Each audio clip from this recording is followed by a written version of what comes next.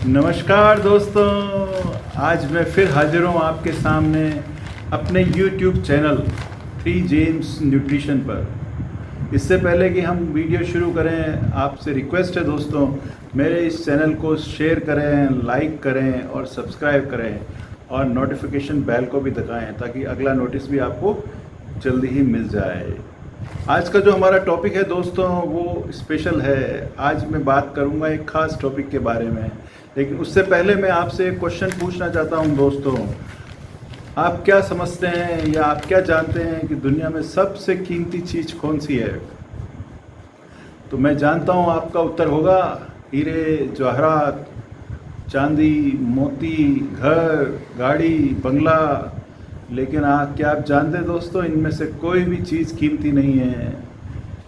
कीमती जो है वो सबसे अच्छी जो चीज़ है हमारी वो है हेल्थ या हमारा स्वास्थ्य। वही हमारी सबसे कीमती चीज़ है। तो दोस्तों पुरानी एक कहावत है, हेल्थ इज़ वेल्थ। तो ये बिल्कुल सही बात है। अगर आप हेल्दी हैं तो आप वेल्दी भी हैं दोस्तों। तो अब हेल्थ है क्या?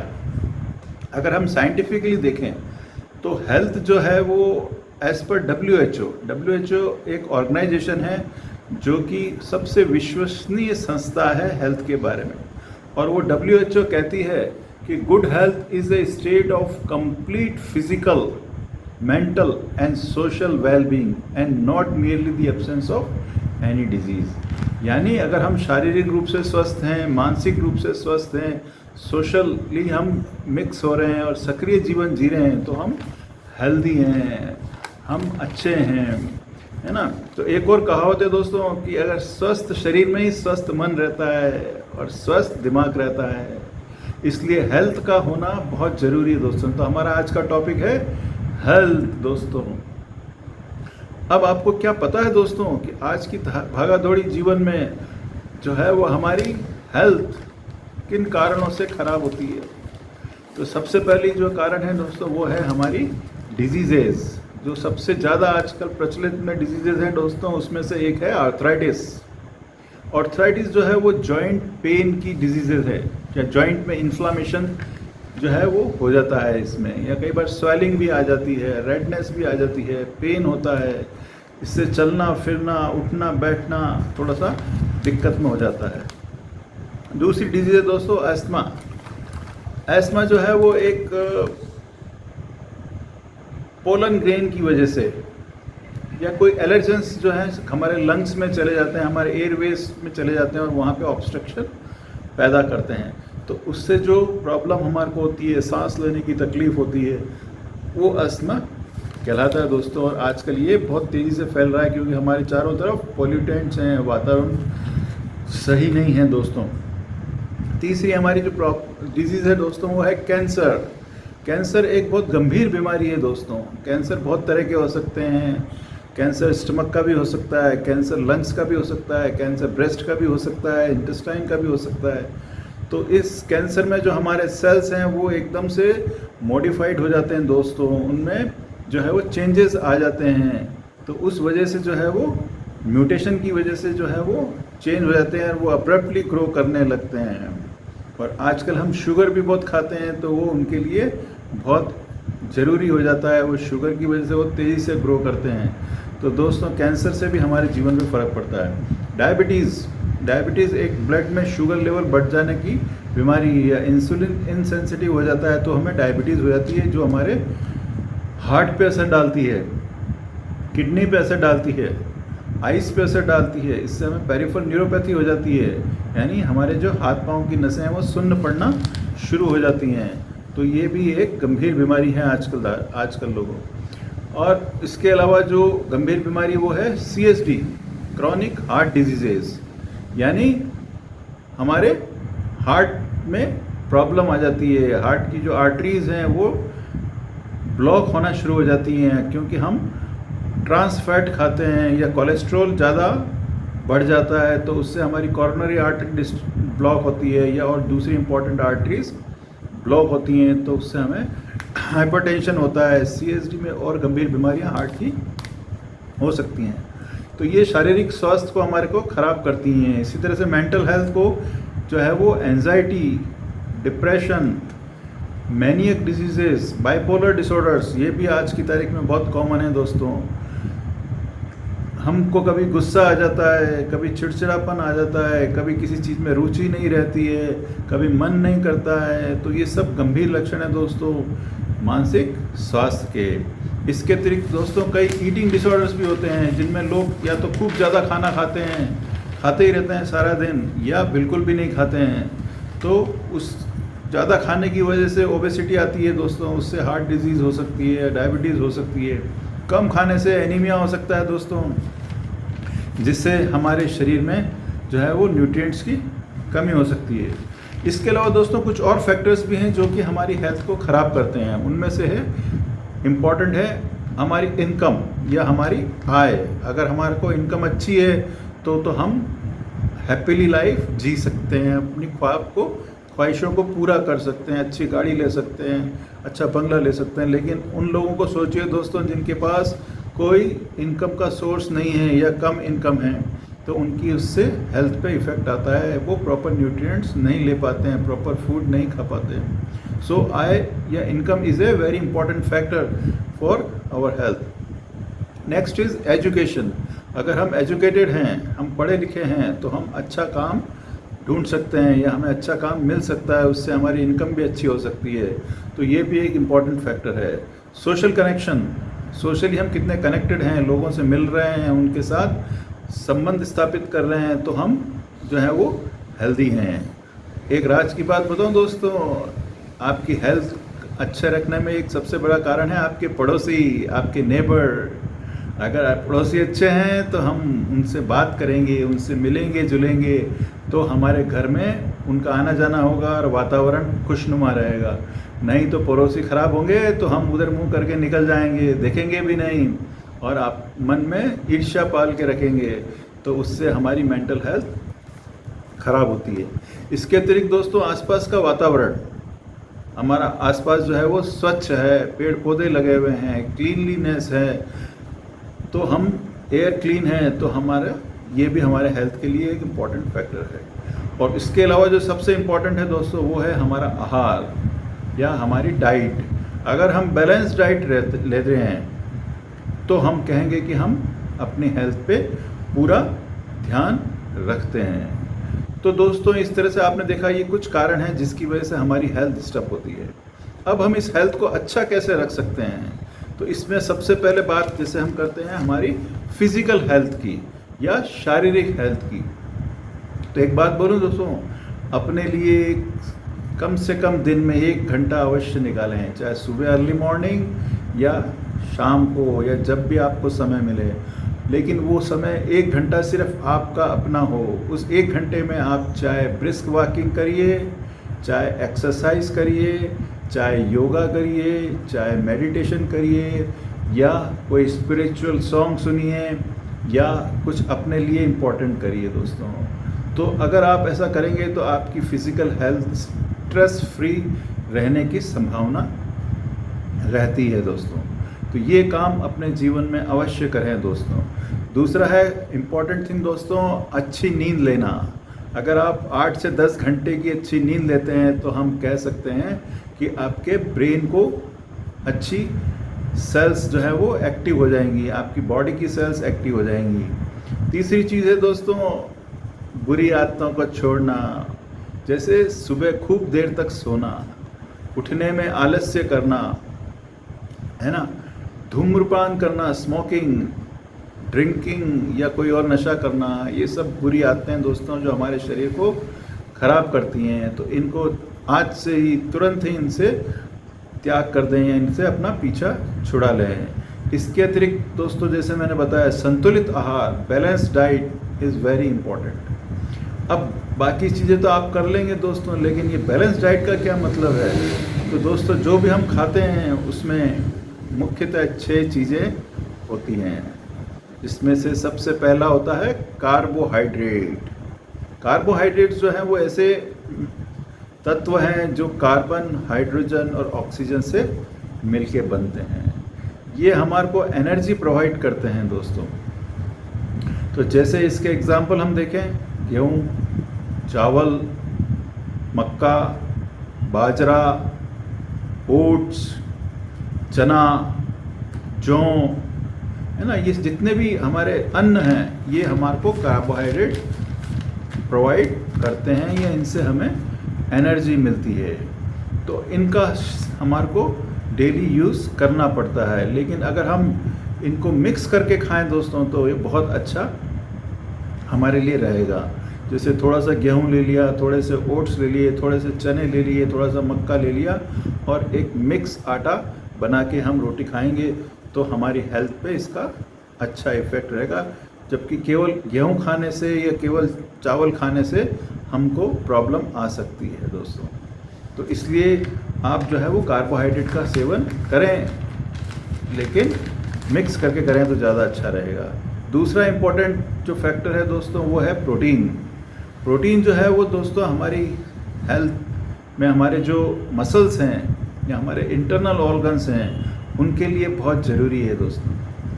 तो उनको ये स्ट्रेंथ देता है, उनको ये फ्लेक्सिबिलिटी देता है। तो प्रोटीन दोस्तों अमीनो एसिड्स की चैन से मिलके बनता है और ये एसेंशियल और नॉन एसेंशियल दोनों तरह का होता है। लेकिन इसके जो सोर्स हैं वो हैं एनिमल और प्लांट बेस्ड। एनिमल सोर्स में दोस्तों हम जानते हैं मीट होता है, चिकन होता है, फिश होती है, एग होता है। तो कोशिश करें चिकन, फिश या एग ही लें, मीट कम खाएं दोस्तों। रेड मीट से थोड़ा सा दिक्कत आती है। ये सारा जो प्रोटीन इनसे मिलता है वो हमारे को फर्स्ट ग्रेड प्रोटीन मिलता है और काफ़ी अच्छा प्रोटीन ये माना जाता है दोस्तों। लेकिन ऐसा नहीं है कि प्लांट से प्रोटीन नहीं मिलता। प्लांट में भी कई ऐसे सोर्स हैं जो हमें अच्छा प्रोटीन देते हैं। जैसे सोयाबीन बहुत अच्छा प्रोटीन का सोर्स है, पल्सेस, राजमा, दालें, नट्स, काजू, बादाम, पिस्ता, है ना, ये सारी चीज़ें हमें अच्छा प्रोटीन देती हैं। तो हमारी डेली डाइट में प्रोटीन का भी होना बहुत ज़रूरी है। तीसरी चीज़ होती है दोस्तों लिपिड्स या फैट्स। फैट्स जो हैं दोस्तों वो चिकनाई युक्त पदार्थ होते हैं, जैसे घी, तेल, बटर, क्रीम, है ना, इनसे हमें तुरंत एनर्जी मिलती है। इसलिए इनको हम कम मात्रा में लेना चाहिए या कम मात्रा में ही हमारे को ये खाने चाहिए। तो ये दो तरह के हो सकते हैं दोस्तों, सैचुरेटेड फैट और अनसैचुरेटेड फैट। सैचुरेटेड फैट यानी घी हो गया, मलाई हो गई, बटर हो गया, क्रीम हो गई, है ना, इनको हमें कम से कम खाना चाहिए दोस्तों। थोड़ा सा ही लेना चाहिए हमारे को, क्योंकि ये हमारे स्वास्थ्य के लिए नुकसानदायक हो सकते हैं। हमारे कोलेस्ट्रॉल लेवल को बढ़ा सकते हैं, एलडीएल लेवल को बढ़ा सकते हैं, जो कि हमारे हार्ट के लिए सही नहीं है ना। लेकिन हम अनसैचुरेटेड फैट को ले सकते हैं दोस्तों। अनसैचुरेटेड फैट यानी तेल, जैसे सरसों का तेल, olive oil, flax seed oil, chia seeds oil, है ना, ये सारे जो ऑयल हैं ये अच्छे हैं। वेजिटेबल ऑयल भी हम इसमें यूज़ कर सकते हैं। सो ये अनसैचुरेटेड फैटी एसिड्स हैं जो हमारे लिए कुछ हद तक ठीक है, हम इनको ले सकते हैं, लेकिन ये कम मात्रा में ही हमें लेने चाहिए। अब इसमें गुड फैट और बैड फैट भी होती है दोस्तों। तो सैचुरेटेड तो बैड फैट हो गई और अनसैचुरेटेड जो है वो गुड फैट हम कह सकते हैं। यानी अनसैचुरेटेड फैट से हमारा HDL लेवल हम बढ़ा सकते हैं दोस्तों। अब इसमें एक तीसरी चीज़ और होती है दोस्तों, वो होती है ट्रांस फैट, जो कि आजकल बहुत चलन में है। जैसे फ्राइड फूड, तली हुई चीज़ें, है ना, जैसे आलू के चिप्स या पकोड़े या फ्रोज़न फूड्स या बेकरी प्रोडक्ट्स जैसे क्रीम हो गई या हाई प्रोसेस्ड स्नैक्स, ये आजकल बहुत ज़्यादा चलन में, जिनको हम जंक फूड भी कह सकते हैं। तो ये हमें बिल्कुल भी नहीं लेने हैं, क्योंकि इनसे हमारी जो है वो कोलेस्ट्रॉल लेवल बहुत बढ़ता है, ओबेसिटी बहुत बढ़ जाती है और ये हमारी हेल्थ को बहुत प्रभावित करते हैं। तो इसलिए दोस्तों मैं आपसे रिक्वेस्ट करूँगा कि ज़्यादा कम से कम सैचुरेटेड फैट खाएं, और या नहीं खाएं तो ज़्यादा ही अच्छा होगा। इसके बाद तीसरी चौथी चीज़ आती है दोस्तों हमारा फाइबर्स। फाइबर जो है वो दोस्तों हमें मिलता है हरी सब्जियों से। हरी पत्तेदार सब्जियां जितनी भी होती हैं, ब्रोकली, पालक, लौकी, तोरी, गाजर, प्याज, लहसुन, इसी तरह फ्रूट्स में नारंगी, संतरा, केला, सेब, चीकू, अनार, अमरूद, है ना। जो रोज़मर्रा के जितने भी फ्रूट्स हैं, वेजिटेबल्स हैं, इनके खाने से भी हमारे को अच्छा फाइबर मिलता है। फाइबर हमारे पेट के लिए, हमारे स्टमक के लिए बहुत अच्छा है।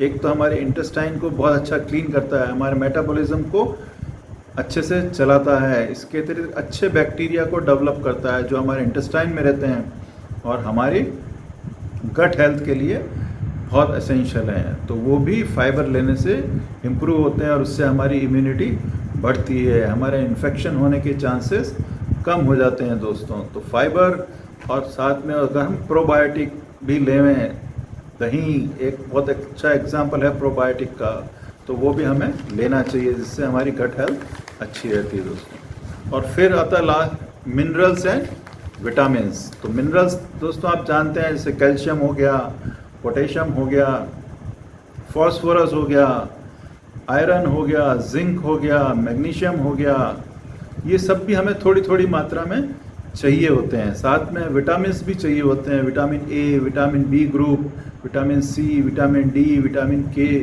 ये सभी हमारे बॉडी में होने वाली मेटाबॉलिक एक्टिविटीज़ को इम्प्रूव करते हैं, उनके लिए एसेंशियल होते हैं। तो ये भी हमें फ्रूट से, वेजिटेबल्स से मिलते हैं दोस्तों।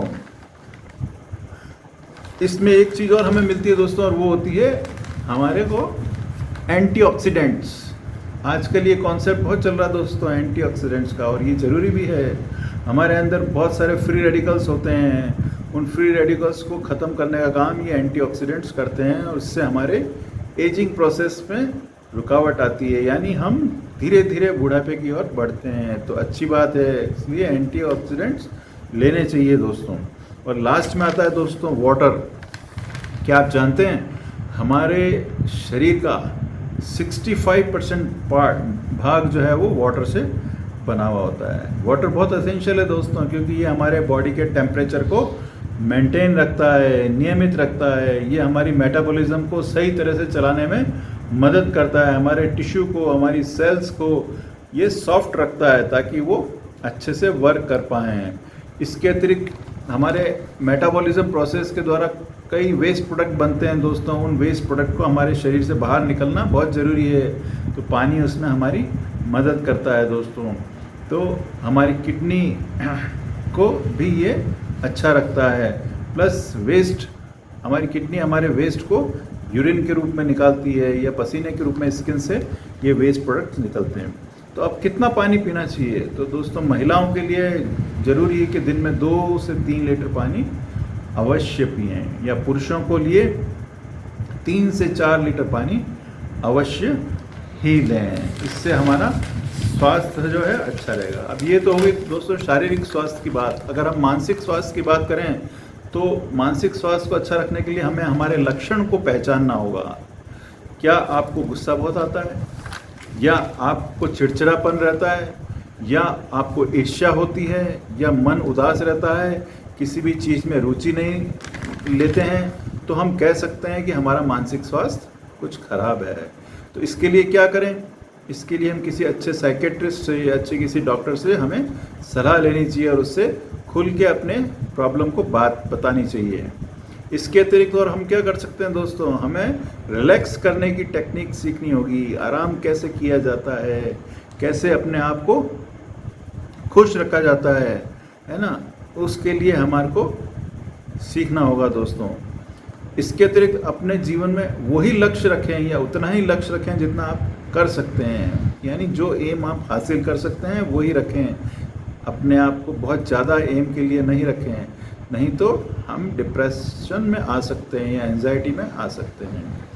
और एक बढ़िया बात है दोस्तों, सबसे अच्छी मेंटल हेल्थ को दूर करने का तरीका, दूसरों की मदद करें दोस्तों। ऐसे लोगों को ढूंढिए जो गरीब हैं, जिनको ज़रूरत है, उनको ज़रूरत का सामान दीजिए, उनकी मदद कीजिए। तो देखिए आपको कितना अच्छा लगेगा, आपको देने का सुख प्राप्त होगा। तो ये अवश्य करें दोस्तों। इसके अतिरिक्त सकारात्मक सोचें, अच्छे लोगों की संगत रखें, अच्छे विचार मन में रहें, किसी स्पिरिचुअल गुरु की शरण में जाएं, तो आपको मानसिक स्वास्थ्य का लाभ अवश्य होगा। या आप कोई गेम खेल सकते हैं, सुडोकू खेल सकते हैं, अखबार पढ़ सकते हैं, अपने आप को बिज़ी रख सकते हैं। लेकिन एक चीज़ की सावधानी आजकल रखना ज़रूरी है दोस्तों, और वो है आपका मोबाइल, जो बहुत ही ख़तरनाक चीज़ है दोस्तों, क्योंकि इसकी वजह से मानसिक स्वास्थ्य बहुत बिगड़ रहे हैं। तो अपना स्क्रीन टाइम कम रखें दोस्तों, कम से कम मोबाइल का उपयोग करें, आवश्यकता होने पर ही इसको उपयोग में लें। तीसरी है दोस्तों हमारी सामाजिक हेल्थ या सोशल हेल्थ, जो कि हमारे समाज से जुड़ी हुई है या हमारे जो सोसाइटी है उससे जुड़ी हुई है। तो इसके लिए आपको आगे आके वॉलंटरीली दोस्तों आगे बढ़ के जो है वो सोसाइटी में भाग लेना चाहिए या उनकी एक्टिविटीज़ में पार्टिसिपेट करता रहना चाहिए, है ना।